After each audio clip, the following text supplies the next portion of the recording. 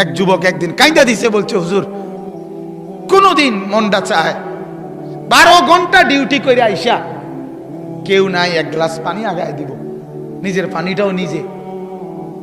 বিদেশটা এমন না? সে কি আর বলে? বাড়িওয়ালাদেরকে তো বুঝতে দেয় না, মা কানবে, বউ অভাব চিন্তা করবে, এই জন্য বলে না, বলে না। এটাই তোর সন্তানের নিয়ম। কিন্তু নিজে সীমাহীন কষ্ট করে বিদেশের জন্য। আমার কষ্ট লাগছে দেখে। আমি হজ উমরায় গেছি যে সৌদি আরব, আগে কতবারই দেখছি, এরা নিয়ে যায় দাওয়াত দিয়ে দিয়ে তাকে রুমে, এই ছোট্ট গদ্দুর জায়গার মধ্যে কষ্ট করে থাকে।